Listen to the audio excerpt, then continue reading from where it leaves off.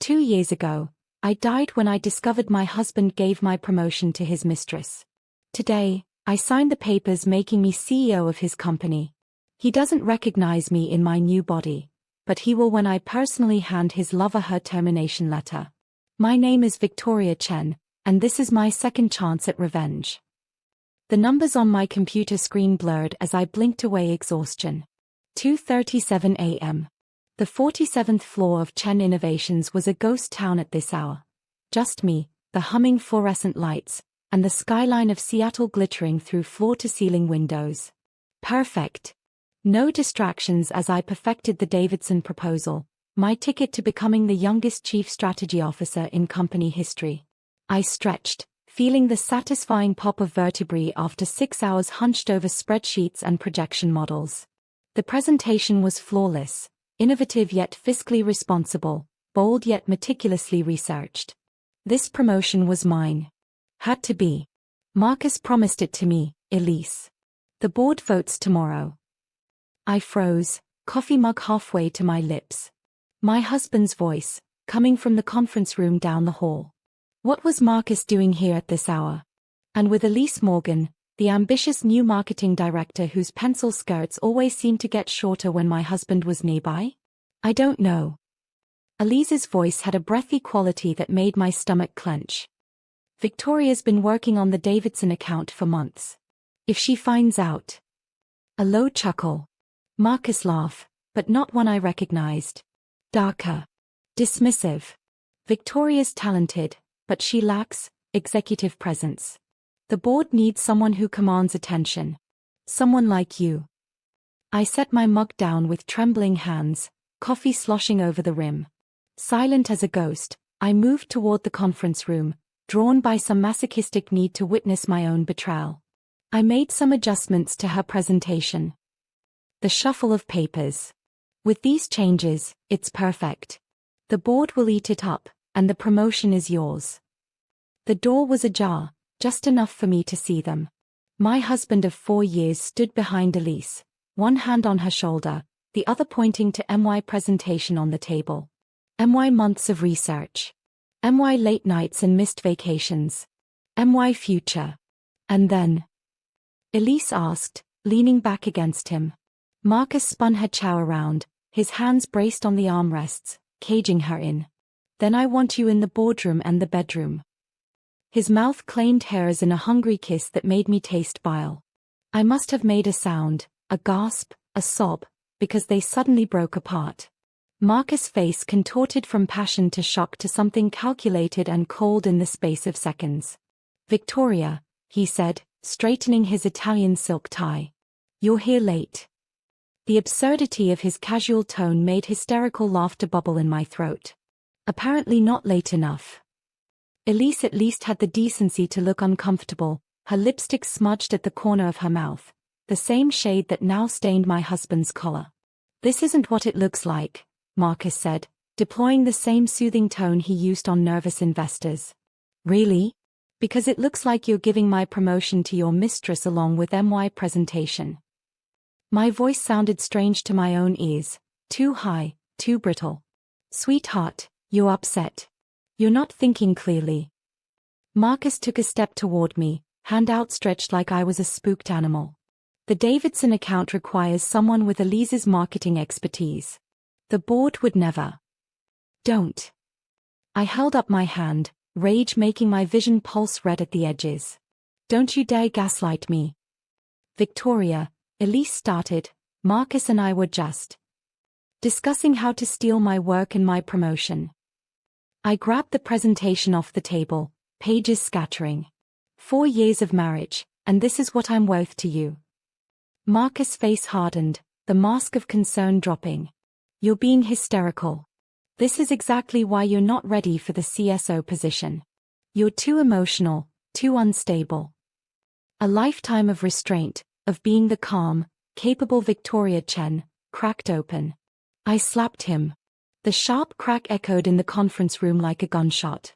Silence, then, security will escort you out, Marcus said, touching his reddening cheek. Go home, Victoria. We'll discuss this when you're rational. I backed away, clutching shreds of my presentation like confetti. There's nothing to discuss. I want a divorce. I fled, tears blinding me, past the startled night security guard, into the elevator, down to the parking garage. Rain had started, a typical Seattle downpour that matched the storm inside me. Behind the wheel of my Audi, I sobbed until I couldn't breathe. Thunder cracked overhead as I finally started the car, tires squealing as I accelerated up the ramp and into the deluge. My phone buzzed repeatedly. Marcus. Probably crafting damage control. I reached to silence it just as my headlights caught a delivery truck jackknifed across the slick road ahead. I slammed the brakes. Too late. Metal screamed against metal. The world spun. Then crushing pain, airbag powder, and a single, crystal-clear thought. I never even got to fight back. Then darkness. Beep. Beep. Beep. The rhythmic pulse of machinery pulled me from darkness. My eyelids felt welded shut, my throat raw as sandpaper. The antiseptic smell hit me first. Hospital. Was I alive? She's showing increased brain activity. A woman's voice, clinical yet excited. After 18 months? It's unprecedented. A man this time, disbelieving. 18 months? That couldn't be right. The accident had just happened.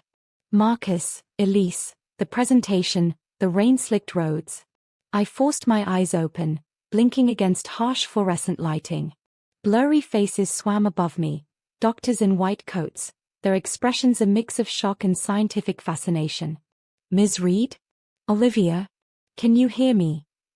A middle-aged doctor leaned closer, penlight flashing across my vision. Olivia? Who was Olivia? I tried to speak, producing only a dry rasp. A nurse held a straw to my lips.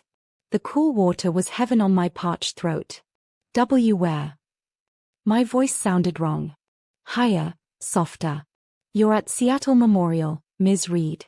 You've been in a coma for 18 months following a traumatic brain injury. Your recovery is remarkable. Confusion swamped me. I lifted my hand, but the arm that rose wasn't mine. Slender, pale, with unbitten nails and a small crescent-shaped birthmark I'd never seen before. Mirror, I managed. The doctor and nurse exchanged glances. Perhaps later, when you're stronger. Now. The word came out stronger than I expected. The nurse reluctantly brought a hand mirror.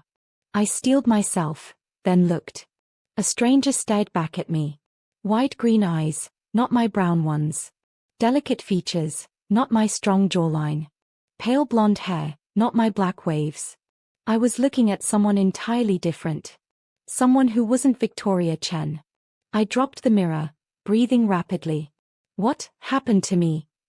The doctor launched into an explanation about a skiing accident, cerebral hemorrhaging, poor prognosis, and then the miracle of my awakening. But he was talking to Olivia Reed, not me. Yet I was Olivia now. Somehow. The next weeks passed in a blur of physical therapy, neurological tests, and psychological evaluations. I learned to walk again on legs that didn't feel like mine, to write with unfamiliar hands. I discovered Olivia was wealthy, very wealthy, with no living relatives. A trust had been managing her affairs during her coma. Each night, alone in my private hospital room, I grappled with the impossible. I had died as Victoria Chen and awakened as Olivia Reed, with all my memories intact. A body swap, a soul transfer, reincarnation, whatever this was, it defied scientific explanation. But why? What cosmic force had given me this second chance? That question was answered a month into my recovery when a nurse left a stack of business magazines in my room. Flipping through one, I froze at a familiar face, Marcus. My husband. Former husband? Chen Innovations reaches new heights under CEO Marcus Chen, blared the headline. CEO? Marcus had been VP of Operations when Victoria died. I devoured the article. Following the tragic death of his wife, Marcus had leveraged his grief into a meteoric rise, eventually taking over from the aging founder. Elise Morgan Chen, they'd married 6 months after my death, was now Chief Strategy Officer. My position. Using my strategies, according to the glowing profile. They didn't even wait for my body to cool. I whispered, rage burning through me like acid. That night, I requested my, Olivia's, financial records from the trust. What I discovered sent electricity through my veins. Olivia Reed's family had been early investors in the parent company that owned Chen Innovations. She controlled a substantial minority stake. It wasn't enough for an outright takeover, but it was a start. A foundation. 3 months later, I was discharged from the hospital. The doctor called my recovery nothing short of miraculous. If he only knew. My first stop was Olivia's penthouse, my penthouse now. Floor-to-ceiling windows overlooked Seattle, including the Chen Innovations Tower where I had once worked, loved, and died. I stood before the bathroom mirror, really studying this new face, this new body. I was shorter now, more delicate-looking. But there was strength in these limbs, growing stronger each day. This face could be molded into anything, innocent, seductive, commanding, a chameleon's gift. "Hello, Olivia," I whispered to my reflection. "Thank you for this body, this life, this opportunity. I'll use it well." I opened Olivia's laptop and began researching Marcus' company. His weaknesses. His vulnerabilities. The fastest route to the boardroom. Death had taken everything from Victoria Chen, her career, her husband, her future. But it had given Olivia Reed, given me, something far more valuable. Freedom. Power. And the perfect cover for revenge. Death gave me freedom, I told my new reflection, a smile curving unfamiliar lips. Rebirth gave me power. Now I'll give them justice. I made a silent promise to the woman I once was. Victoria would have her vengeance, through Olivia's hands. 1 year later, I barely recognized the woman in the mirror. Gone was the hesitant, recovering Olivia Reed. In her place stood a carefully crafted weapon of precision and poise. I'd spent 12 months transforming myself. Personal trainers sculpted this borrowed body into lean strength. Voice coaches refined my speech patterns. A former CIA profiler, expensive, but worth every penny, taught me the subtle art of manipulation through body language. I studied finance, corporate law, and the specific vulnerabilities of Chen Innovations. Today was the culmination of that preparation. The Waldorf Astoria's exclusive restaurant hummed with power lunches and million-dollar handshakes. I adjusted my Chanel jacket, feeling the reassuring weight of Olivia Reed's platinum Amex in the pocket. Playing wealthy came easily. I'd had a year to practice. Right on schedule, Walter Griffin entered, the 78-year-old founder of Griffin Holdings, parent company of Chen Innovations. Marcus mentor. My target. Mr. Griffin, I approached with a warm smile. Olivia Reed. Thank you for agreeing to meet. His handshake was surprisingly firm for his age. Ms. Reed. Your proposal intrigued me. Though I admit, I had my team investigate you thoroughly before accepting. I laughed lightly. I'd be disappointed if you hadn't. Over appetizers, I presented my pitch, fresh capital injection into Griffin Holdings' Asian expansion, with me as strategic advisor. I'd spent months crafting financial projections that would be irresistible to a man like Walter, conservative enough to seem trustworthy, aggressive enough to be exciting. Impressive analysis, Walter said, studying the numbers. You've identified weaknesses in our Singapore approach that my own team missed. I leaned forward.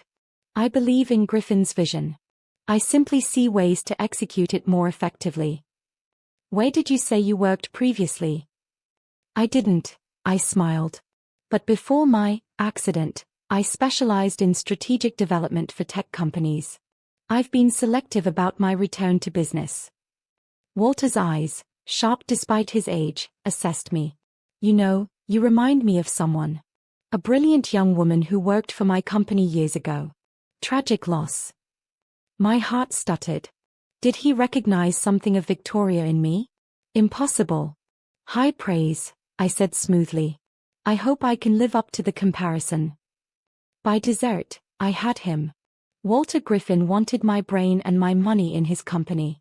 When he suggested a consulting position at Chen Innovations specifically, I feigned reluctant acceptance. Marcus runs a tight ship there, Walter said. But he could use someone with your fresh perspective. I allowed myself a small, private smile. I look forward to meeting him. 3 days later, I walked through the glass doors of Chen Innovations for the first time since my death. The lobby had been remodeled, colder, all chrome and white marble. Like Marcus' soul. I wore armor, a perfectly tailored St. John suit, Louboutins, subtle Tiffany diamonds. My blonde hair swept into an elegant chignon. Nothing of Victoria Chen remained visible. Ms. Reed, the receptionist smiled. Mr. Chen is ready for you. The executive floor was buzzing with activity. As I passed the conference room, the same one where I'd discovered Marcus and Elise, a familiar voice made me freeze. We need those projections by tomorrow, not next week. Elise Morgan Chen, emerging from the room in a fury, tablet clutched to her chest. My replacement in both boardroom and bedroom.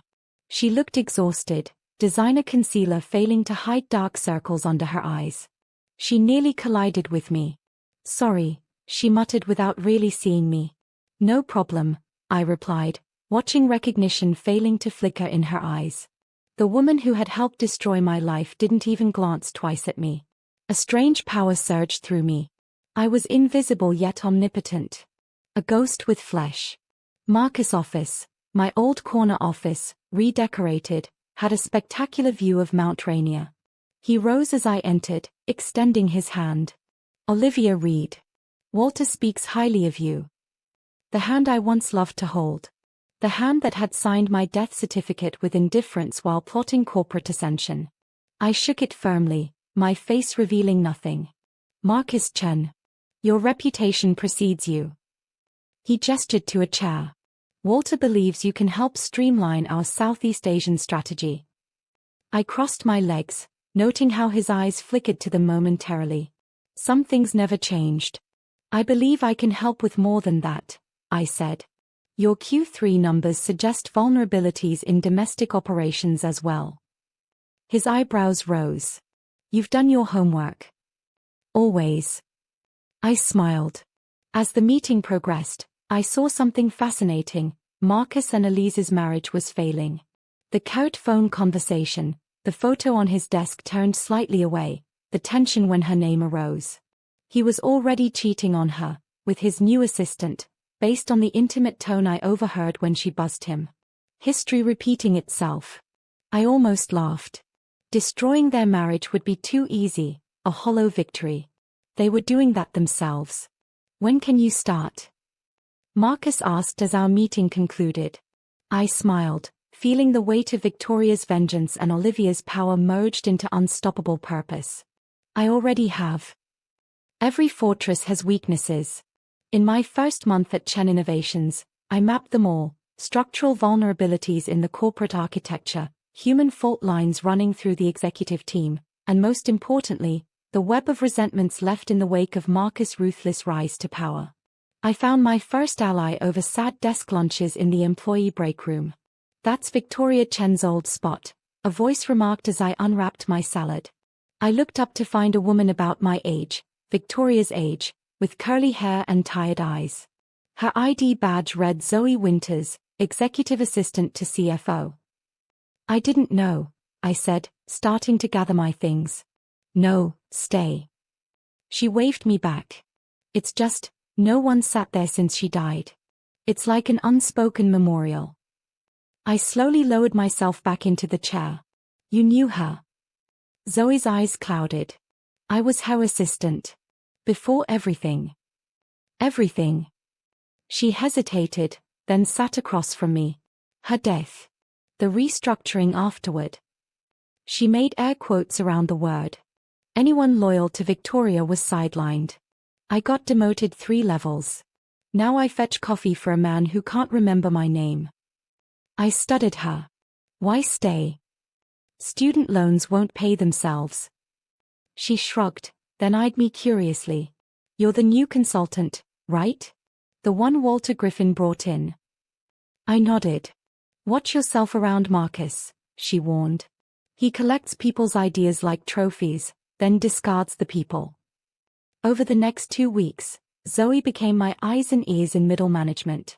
In exchange, I made sure her analyses reached Walter Griffin directly, with her name prominently featured. My second alliance came from an unexpected quarter. Ms. Reed. A quiet voice interrupted my review of financial records late one evening. I'm Jessica, Mr. Chen's assistant. The woman Marcus was currently sleeping with. Young, beautiful, and terrified. He asked me to deliver these quarterly projections personally. Her hands trembled slightly. I took the folder. Thank you, Jessica. Would you like some tea? You look like you could use a break. Her surprise was evident, but she accepted. 20 minutes and one sympathetic ear later, I had access to Marcus' private calendar, email password, and office keys. He makes me feel like I don't have a choice, she confessed, tears threatening. It's not like I can report him. He's the CEO. For now, I said, patting her hand. Things change. Armed with Jessica's access, I made my most disturbing discovery yet.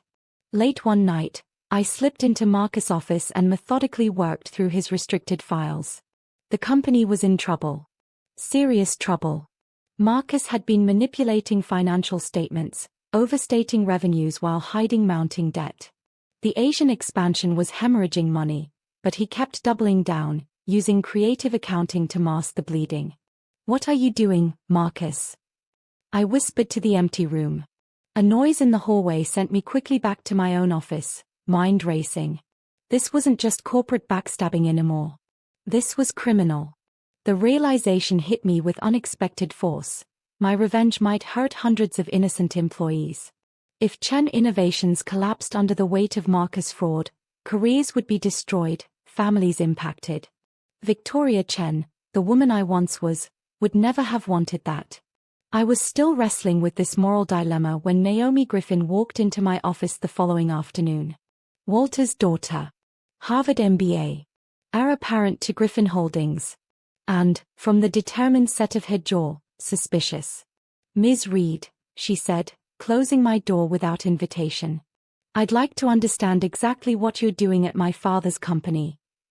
I matched her directness. Officially? Consulting on Asian market strategy. And unofficially? She crossed her arms. I assessed her quickly, intelligent eyes, no-nonsense posture, wedding ring but family pictures notably absent. Not close to Marcus, despite being his technical superior in the corporate hierarchy. I took a calculated risk. Unofficially? Trying to figure out why a company with record reported profits has cash flow problems severe enough to delay vendor payments by 60 days. Her eyes widened slightly, confirmation she'd noticed the same red flags. My father thinks Marcus hung the moon, she said after a long pause. He won't hear criticism. Even with evidence. Especially then. Marcus was like the son he never had. A flicker of old resentment crossed her face. Dad will protect him unless presented with irrefutable proof of wrongdoing. I leaned forward. And if someone provided that proof? Our eyes locked in silent understanding. Then I would ensure that person had the full support of Griffin Holdings during the transition. She extended her hand. I shook it, sealing our unspoken alliance. As she reached the door, Naomi turned back. You know, you remind me of someone. A woman who used to work here.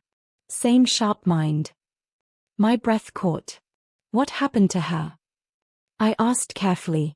She died, Naomi said simply. And the company's soul died with her.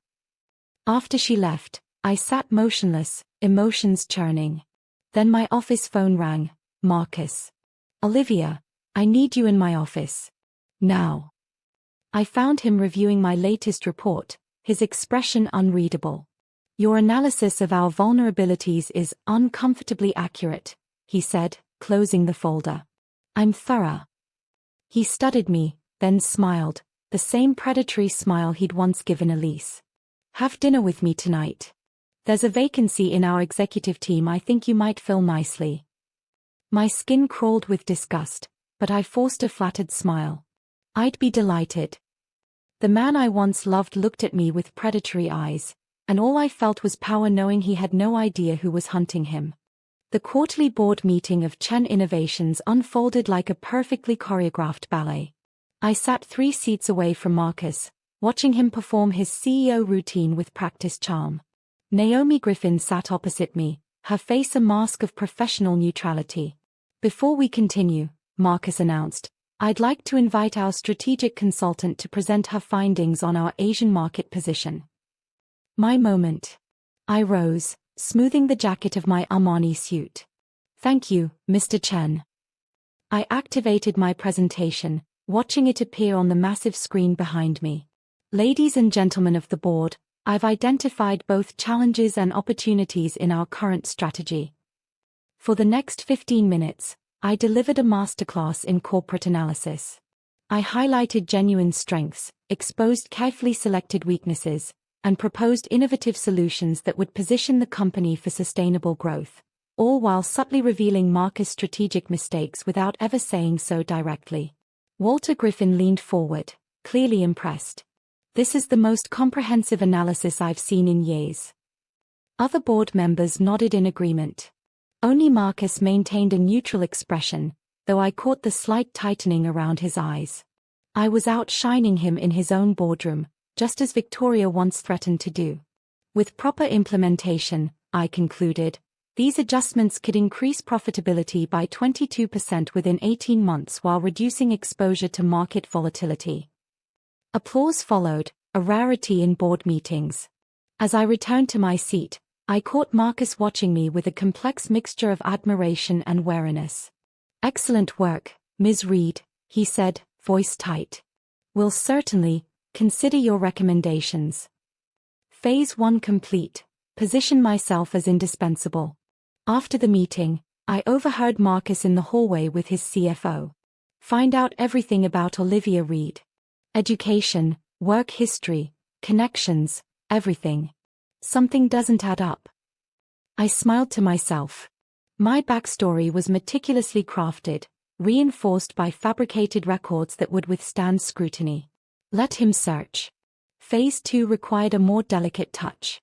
The following week, I left an incomplete financial report on Elise's desk, one containing seemingly accidental evidence that she had been diverting clients to her brother's startup. A complete fabrication, but compelling enough to plant seeds of doubt. That afternoon, I watched from my office as Marcus confronted her, their heated argument visible through glass walls. Her gestures were defensive, his accusatory. Another crack in their already fractured marriage. I felt a twinge of guilt, quickly suppressed. Elise had been Victoria's friend before becoming her betrayer. She deserved whatever came her way. My moment of reflection was interrupted by shouting from the main floor. A young analyst, barely out of college, stood trembling as Marcus berated him in front of the entire department. This is unacceptable. How did you miss this discrepancy? This could have cost us millions. Marcus' face was flushed with rage, spittle flying from his lips. The analyst, Adam, according to his badge, looked close to tears. I'm sorry, sir. It won't happen. You're right, it won't happen again. You're fired. Clear out your desk. The office fell silent as Adam gathered his belongings, shoulders hunched in defeat. I watched Marcus storm back to his office, and suddenly I was transported 5 years back, to Victoria's early days with Marcus, before their marriage. The way he'd cradle her face tenderly, whisper encouragements when she doubted herself. You're brilliant, Vic, he'd say. Never let anyone make you feel small. What had happened to that man? Had he ever really existed? I pushed the memory away and followed Adam to the elevator. That was unfair, I said softly. He stared at his shoes. It was my mistake. A minor one that any second-year analyst might make. I handed him my card. Call me next week. I might have something for you. His eyes widened in surprise. Thank you, Ms. Reed. Phase 3 required a trusted outside party. That evening, I met Pamela Yates, an investigative financial journalist I'd been cultivating for months, at an anonymous hotel bar. These documents, she said, reviewing the files I'd provided, they suggest Chen Innovations is in serious trouble. Not for attribution, I reminded her. She nodded. Of course. But if their Asian division is really losing this much money, the market should be informed, don't you think? Investors deserve transparency. 3 days later, Pamela's article hit the financial press. Trouble in paradise? Questions surround Chen Innovations' Asian strategy. The stock dropped 12% by closing bell. The emergency board meeting the following morning crackled with tension. Walter Griffin's face was ashen as the CFO presented the damage assessment. Where did this reporter get her information? He demanded, pounding the table. No one answered. All eyes eventually turned to Marcus, who looked uncharacteristically rattled. We need damage control, Naomi said evenly. And a leadership strategy that restores investor confidence. Marcus loosened his tie. I have a proposal. He turned to me, desperation barely concealed behind his professional facade. Olivia has proven herself an exceptional strategic thinker. I propose we appoint her interim CFO to manage this crisis and implement her recommended changes. Murmurs of surprise rippled around the table. Do you accept, Ms. Reed? Walter asked. I allowed myself a moment of apparent consideration before answering. I'd be honored to serve the company in this capacity. Marcus nodded, relief visible on his face. Good. I trust you completely. I smiled, thinking of Victoria's presentation in his hands, of her career casually sacrificed. Trust, I said softly, is such a precious commodity. As acting CFO, I now had unfettered access to Chen Innovations' financial skeleton. What I found beneath the polished corporate skin was worse than I'd anticipated, a maze of accounting tricks, offshore holdings, and strategic misrepresentations that bordered on outright fraud. Marcus hadn't just been aggressive with projections, he'd been criminally negligent. When did we acquire these Malaysian subsidiaries? I asked Jessica late one night, reviewing documents in my new executive office, 3 doors down from Marcus. I'm not sure, she admitted. That predates me. I made a note to investigate further. The Malaysian companies appeared to exist primarily to absorb losses that would otherwise show on the parent company's books. Working 18-hour days, I meticulously documented everything, creating 2 sets of files, one for my official CFO duties, and another, heavily encrypted on a private server, building the case against Marcus. Meanwhile, I implemented my parallel strategy. Through an elaborate network of shell companies and anonymous investment vehicles, I began acquiring Chen Innovations stock. With the price depressed from recent negative press, it was the perfect time to buy. Each share was another piece of ammunition. My phone rang. Naomi Griffin. How bad is it? She asked without preamble. I closed my office door. Worse than we thought. Your father's legacy is sitting on a foundation of sand. A long pause. Can it be fixed? Yes, I said. But not with Marcus at the helm. I need concrete evidence before I approach my father. You'll have it. Soon. That night, the nightmares returned. I was Victoria again, trapped in the twisted metal of my Audi, rain pouring through shattered windows, unable to move, unable to scream. Then I was Olivia, watching Victoria die, our souls passing like strangers in the darkness. I woke gasping, sheets soaked with sweat. Was I still Victoria? Or had Olivia's body changed me? Where did one woman end and the other begin? The next morning, bleary-eyed from lack of sleep, I collided with Elise in the executive corridor. Sorry, she muttered, not meeting my eyes. Then, noticing who I was, straightened. Ms. Reed. I didn't see you. Up close, the cracks in her perfect facade were obvious, concealer failing to hide the dark circles, a slight tremor in her hands suggesting either too much caffeine or too little sleep. No harm done, I replied. Are you all right, Mrs. Chen? You seem distressed. She laughed bitterly. Just pregnancy hormones. Nothing to worry about. I froze. Pregnancy. Her hand drifted unconsciously to her still flat stomach. 12 weeks. Not public knowledge yet. A child. Marcus' child. An innocent life that would be caught in the crossfire of my revenge. Something twisted painfully in my chest. Congratulations, I managed. She nodded absently and continued down the hall, leaving me with an unexpected ethical dilemma. Was I prepared to destroy not just 2 careers, but a family? A child's future? For a moment, I wavered. Then I found the email. Buried deep in the digital archives I'd been methodically combing through, a message chain between Marcus and the head of human resources from 3 years ago, 2 weeks before Victoria's fatal accident. Victoria's performance reviews need adjustment before her evaluation. Emphasize communication weaknesses, leadership deficiencies. This is irregular, Marcus. Her metrics are excellent. Just do it. I need justification for the upcoming staffing changes. He had been laying groundwork to fire Victoria even before giving her project to Elise. The betrayal ran deeper than I'd imagined. My resolve hardened. This wasn't just about a stolen promotion or a cheating husband. This was about systematic corruption that had claimed Victoria as just one of many victims. The perfect opportunity arose 2 days later when Marcus invited me to a strategy dinner at his penthouse apartment. I knew what he wanted, the same thing he always wanted from women who reported to him. Power. Control. Submission.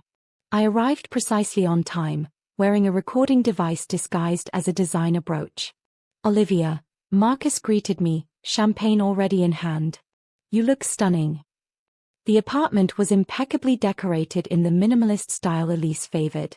No sign of her presence tonight. Convenient. This is impressive, I said, gesturing to the panoramic view of Seattle. The perks of success. He handed me a glass. You've been extraordinary these past weeks. The board is impressed. I'm impressed. Just doing my job.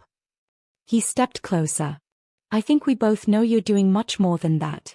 You understand this company in ways others don't. Almost as if you've been here before. My heart stuttered. Did he suspect? You have remarkable intuition, I deflected. His fingers brushed my arm. Among other remarkable qualities. The touch sent revulsion through me, but I smiled. Marcus, what exactly am I doing here? Building a relationship. He moved closer. The kind that can accelerate careers. Like Elise's. I asked innocently. His expression flickered. That was different. How so? Elise understood ambition requires flexibility. And what kind of flexibility are you suggesting I demonstrate? I let ice creep into my tone. His hand slid to my waist. I think you know. I stepped back, activating the recorder. Let me be clear. Are you suggesting my professional advancement depends on a personal relationship with you? Confusion crossed his face, then anger. Don't play innocent, Olivia. Women like you understand how the game works. I smiled coldly. I understand perfectly. And I have the evidence to prove it. His eyes narrowed. Evidence? Of everything, Marcus. The accounting fraud. The Malaysian shell companies. The systematically altered performance reviews. And now this. I gestured between us. How many careers have you built or destroyed from your bedroom? Fear flickered in his eyes for the first time, the fear of a predator suddenly recognizing it's become prey. You're making a serious mistake, he whispered. No, I said, gathering my things. That was Victoria Chen's fatal error. Trusting you. I won't repeat it. As I walked toward the door, he called after me, voice uncertain, who are you really? The Chen Innovations boardroom hummed with tension. Every seat was filled. Board members, executives, legal counsel, with hundreds more employees watching via video conference. On the wall-mounted screens, financial graphs trended ominously downward. Stock price. Market confidence. Future projections. I sat calm and poised, a stillness at the eye of the hurricane I had methodically engineered. Marcus paced at the head of the table, his usual swagger replaced by barely contained panic. He hadn't slept. The rumpled shirt and shadow of stubble told that story clearly. 3 days of financial journalists circling like sharks, of major investors demanding explanations, of anonymous whistleblower allegations had taken their toll. Walter Griffin, looking every one of his 78 years, called the emergency meeting to order. As you're all aware, he began gravely, serious questions have been raised about our financial practices and executive conduct. The board has convened to address these concerns and determine appropriate action. Marcus stepped forward. This is a coordinated attack on our company, he insisted, voice straining for its usual authority. Competitors spreading rumors, short sellers manipulating our stock. With respect, we should be focusing on who's behind this, not legitimizing baseless accusations. I caught Naomi Griffin's eye across the table. She gave an almost imperceptible nod. My moment had arrived. Actually, I said, rising slowly from my seat, I believe I can shed some light on the situation. All eyes turned to me. As acting CFO, I've conducted a thorough review of our financials. I distributed folders to each board member. What I've found is deeply concerning. I walked them through the evidence methodically, falsified growth projections, hidden losses, regulatory violations, my presentation precise and devastating. With each revelation, Marcus' face grew paler. This is absurd, he finally sputtered. These are complex accounting strategies, perfectly legal. Legal? I raised an eyebrow. Perhaps we should ask our general counsel about the legality of backdating contracts to inflate quarterly earnings. The company's lawyer shifted uncomfortably. Furthermore, I continued, I've discovered something even more troubling. I nodded to the IT director, who reluctantly activated a new screen. These documents reveal a pattern of using company resources to silence employees who raised concerns. NDAs. Settlements. Terminations disguised as restructuring. The evidence was irrefutable. This is a witch hunt, Marcus snapped, desperation creeping into his voice. And who exactly are you, Olivia Reed? You appear from nowhere, gain Walter's trust, and suddenly you're exposing alleged misconduct? This is clearly corporate espionage. I smiled calmly. You might be interested to know that I've acquired a significant ownership position in Chen Innovations over the past months. Murmurs rippled through the room. I nodded to Naomi, who distributed another document. As you can see, through various investment vehicles, I now control 22% of outstanding shares. Walter's eyebrows shot up. That's impossible. Those transactions would have been flagged. Not when purchased through the structures outlined on page 3, I replied.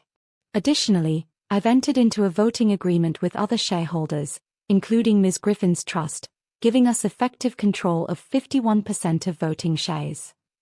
The room erupted in chaos. Marcus lunged for the documents, scanning them with wild eyes. This is illegal, he shouted. You can't do this. It's completely legal, Naomi stated firmly. We've had 3 independent law firms verify the structure. Marcus turned on her. You're behind this. No, Marcus, she replied coolly. You did this to yourself. My father built this company on integrity. You've corrupted it. Sensing his position crumbling, Marcus changed tactics. Elise was involved in all these decisions. She developed half these financial strategies. He pointed across the table at his wife, who stared back in shock. She's as responsible as I am. The room fell silent at this naked attempt to sacrifice his pregnant wife. Elise stood slowly, trembling with rage. You bastard, she whispered. Then, turning to the board, I have documentation proving Marcus ordered these accounting changes against my recommendation. Emails, recorded conversations, everything. I kept them as insurance. Insurance against your own husband? Walter asked, disbelief coloring his voice. You don't know him like I do, she replied, the fight suddenly draining from her. No one does. I almost laughed at the irony. I knew him better than anyone. Walter Griffin looked shattered, a mentor betrayed by his protégé. I think we've heard enough. I call for an immediate vote on the removal of Marcus Chen as CEO and board member of Chen Innovations. The vote was unanimous. As security was called to escort Marcus from the building, he approached me, voice low enough that only I could hear. "Who are you really working for?" "Justice," I replied simply. "The board appointed me interim CEO before adjourning." As the room cleared, I requested a moment alone with Marcus. "You've destroyed everything I built," he said, defeat finally settling over him. "No, Marcus. I've reclaimed what you stole." I reached into my bag and pulled out a small framed photograph, Victoria Chen, smiling on her wedding day. I placed it on the table between us. His face went ashen. "Where did you get that?" "You recognized her quickly," I observed. "Impressive, considering how easily you replaced her." Confusion gave way to dawning horror as he studied my face, searching for traces of his dead wife in my features. "It's not possible," he whispered. "Many things seem impossible until they happen." I leaned closer. Recognition dawned in his eyes, followed by disbelief, then terror. "Victoria." The name escaped as barely a breath. I smiled. "In the flesh. Well, new flesh." He staggered back. "You're insane. Victoria is dead." "Yes, she is. You made sure of that." I straightened my jacket. "By the way, you're not fired, Marcus. I want you here, working under me. Every day, I want you to watch as I rebuild what you tried to destroy." I walked to the door, then turned back. "One more thing. Empty your desk by 5. I'll be moving in tomorrow." 6 months passed like a dream, or perhaps the waking from one. Chen Innovations, rebranded as Vantage Technologies, had undergone a transformation as complete as my own. The stock had rebounded, employee morale soared, and our ethical business practices were becoming industry standards.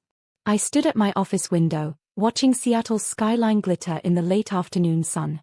From this height, the same view Victoria had coveted, the city looked like a jeweled tapestry, beautiful and orderly. Much like my new life. A knock at the door. "Ms. Reed? The quarterly results are ready for your review." Zoe entered, no longer an overlooked assistant but our newly appointed director of operations. The promotion had brought back the spark in her eyes, the confidence in her stride. "Thank you, Zoe. And the Employee Wellness Initiative? Launching next month. The Child Care Center will open in the West Wing, and the mental health program has already enrolled 30% of staff." I nodded approvingly. My first acts as CEO had focused on the human infrastructure Marcus had neglected: fair wages, family leave, professional development. The corporate culture of fear had been replaced with one of collaboration and support. "And how is Adam performing in his new role?" "Brilliantly," Zoe smiled. "His risk assessment model saved us from a potentially disastrous acquisition." Adam, the young analyst Marcus had humiliated, now led our due diligence team. His gratitude had transformed into loyalty, his potential flourishing under proper mentorship. "Excellent. That's all for now." After Zoe left, I opened my desk drawer and removed a small leather journal, Victoria's journal, salvaged from her apartment after her death. The pages contained her hopes, her ambitions, her vision for a company that valued both innovation and humanity. I was bringing that vision to life, not just for revenge, but because it was right. A text message lit up my phone screen, Marcus Chen requesting a meeting. 6 months of working under my authority had hollowed him. He moved through the office like a ghost, assigned to increasingly menial tasks, watching his legacy systematically dismantled and rebuilt better. I had expected satisfaction from his downfall. Instead, I felt only a vague emptiness. When he entered my office, I barely recognized him. Gone was the commanding presence, the expensive suits, the practiced charm. This Marcus was diminished, gray creeping into his temples, eyes haunted. "You wanted to see me?" I kept my voice neutral. He placed a folder on my desk. The Montgomery analysis, as requested. I flipped through it briefly. "Thorough work. Thank you." He lingered, shifting uncomfortably. "Elise had the baby. A girl." Something twisted in my chest. "Congratulations." "We named her Victoria." My head snapped up, searching his face for mockery, finding none. "Why would you do that?" "Penance, maybe." He shrugged. Or perhaps, remembrance. I stood, turning toward the window to hide my unexpected emotion. You didn't remember her very long the first time. I know. The simple admission hung between us. I destroyed something beautiful, her, us, myself. I've had 6 months to think about nothing else. And what profound insight has this reflection yielded? I couldn't keep the bitterness from my voice. That I don't deserve forgiveness. But she did deserve better. When I turned back, tears glistened in his eyes. Why are you telling me this? Because whoever you really are, and I have my theories, you're honoring her legacy better than I ever did. He moved toward the door. That's all I wanted to say. After he left, I sat motionless, emotions churning. Victoria's anger, my anger, felt suddenly heavy, a weight I'd carried so long I'd forgotten how it bent my shoulders. Later that afternoon, I met with Elise in the company's new rooftop garden. She had requested compassionate leave, a policy I'd implemented, to care for her newborn. 6 months, fully paid, I confirmed, signing the paperwork. And the option to return part-time afterward if you choose. Why are you doing this? She asked, studying me intently. After everything that happened with Marcus, you could have fired me along with him. I considered the question carefully. Because punishing you won't undo the past. And your child shouldn't suffer for her father's mistakes. She blinked back tears. I never wanted to hurt anyone. I was ambitious and afraid and weak. We've all been weak, I said softly. The question is what we build from our failures. That evening, I drove to Lakeview Cemetery as dusk settled over the city. The groundskeeper nodded as I passed. He'd grown used to my monthly visits. Victoria Chen's headstone was simple granite, unadorned save for her name and dates. I placed white lilies against it, then sat on the nearby bench. I think I'm finally understanding. I spoke to the stone, to the woman I once was. This was never just about revenge.